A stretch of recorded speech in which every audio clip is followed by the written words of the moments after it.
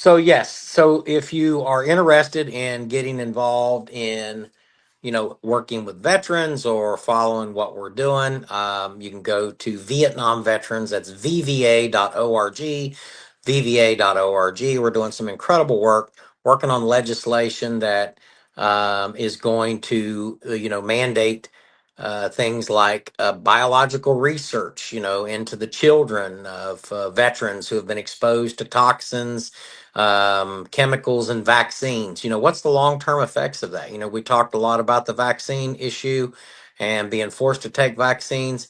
I can remember getting 30 shots basically in one day in basic training. So, how did that affect my children, my grandchildren? We've got a message to Secretary Kennedy right now, and we're hoping that he'll respond to that. We also work closely with the Secretary of Veterans Affairs, who's been very openly communicating. I tell people, go out and see it for yourself. Don't just listen to the media hype. Don't let somebody tell you what's going on. Personally speaking, my veterans access to veterans health care has improved in the last couple of months, especially as it relates to me being able to get an appointment quicker because they will send me out to veterans community health care much quicker than was done before. It usually would take 45 days or so. And in one case, I had an appointment for eyes that took well over a year. Well, they have outside groups that will do the exams now, and the VA takes care of it, and I can get it within days. Within days, so I think that's an overall improvement. Don't believe the hype. They haven't fired 80,000 people.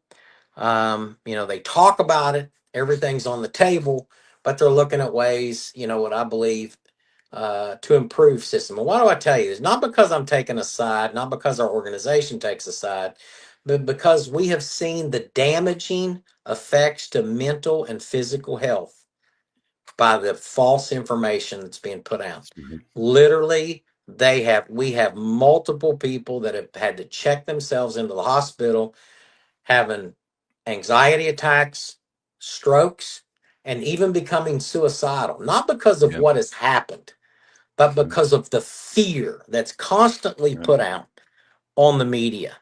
And I'm thankful that we have people in positions now. The Secretary of Veterans Affairs, he comes out, he makes a statement all the time. Listen and watch him. Go ahead and ask him the questions. If you don't believe him, fine. But It's we've got to be Collins. truthful.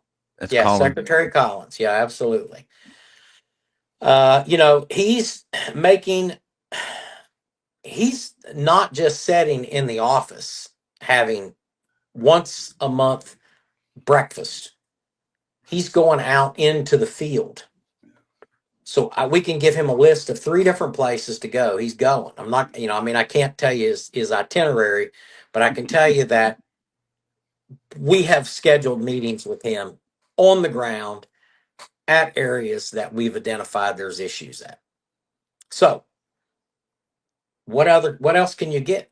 Somebody that's willing to do that. So that the other thing is we're trying to honor a group of ladies that volunteered during the Vietnam War called Mhm. Donut Dollies, and they worked Yes. for the American Red Cross. And people will say, well, what's the big deal about that? Well, the big deal is that the Vietnam War ended 50 years ago this year.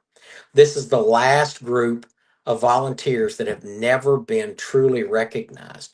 And we Oh, believe that a congressional gold medal issued to these ladies, so over 680 volunteers, 3 of them died in their service overseas that were volunteers, mainly all young women mhm. between the ages of, 20 and 24 years old, went over, to carry out cups of coffee, traveled around the different areas. Absolutely, there it is. We actually have a call to action piece on there. So you can go in, you can pull it up on the VVA website, and you send a letter to your congressman, to your senator. Please sign on. Well, not a lot of people have signed on because they're too caught up in all of this other drama and nonsense that's going on.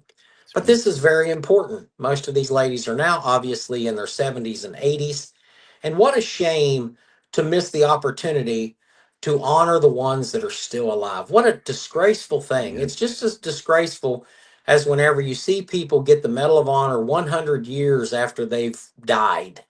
You know what I mean? And that's Right. happened, some of them from the Civil War and World War One. Yeah.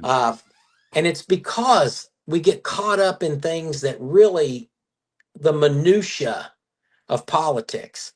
But let's get into the heart of the matter here. The heart of the matter is honoring these ladies for what they Hmm. did, their valiant service, and we stand behind that.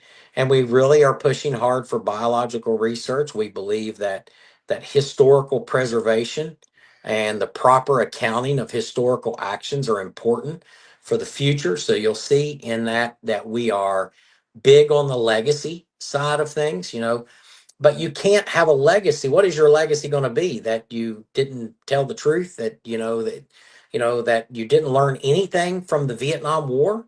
Right.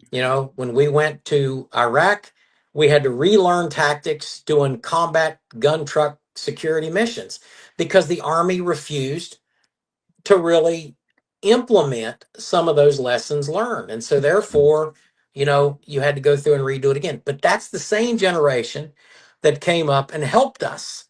So now, as they're at this point in their life, the least we can do, they gave them a terrible welcome home. Hmm. Their benefits were horrible when they first. The VA medical system was a Frankenstein movie in some places. Okay, and the only reason why we have a better system now is because of what those Vietnam veterans did in the 70s Right. and the 80s That's and the right. 90s and the continuing to do today. And today, they're the older people in the room that are saying, stop this arguing. I mean, they're trying to pull these other veterans groups together so that they will work and unify and build bridges. You can't build bridges by taking a political, one sided stance. You have to be totally apolitical. Your focus is on the mission.